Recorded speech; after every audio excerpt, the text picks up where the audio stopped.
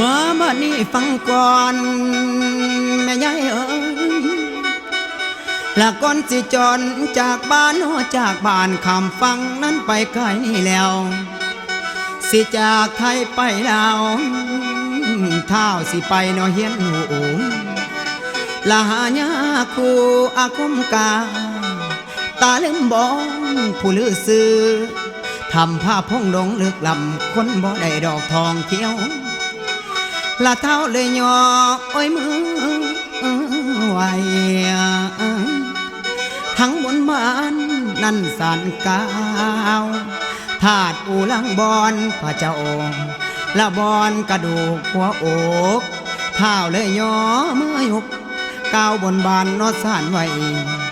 สาธุสาธุสาธุเด้อโอ้โอ้โอ้โอ้โอ้โอ้โอ้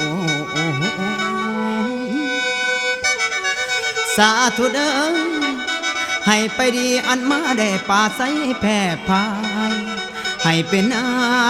ยนั้นดังเว้าให้เป็นเจ้าดอกดังไม้ละให้ได้ป่าผู้หายผู้หายแผ่พายอันสัตว์ตูนี่แล้วให้ไปเห็นยาคู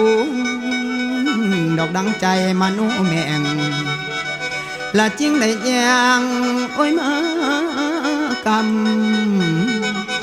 ลำของว่าเหงาใหญ่แต่ก่อนเอิญห่วยไข่ไผ่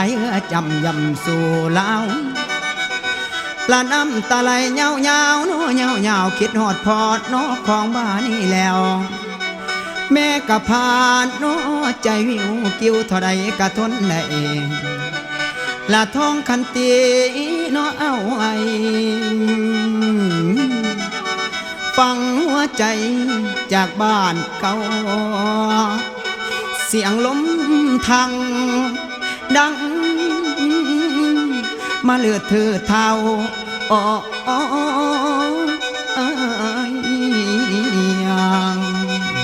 เอาเหือน้อย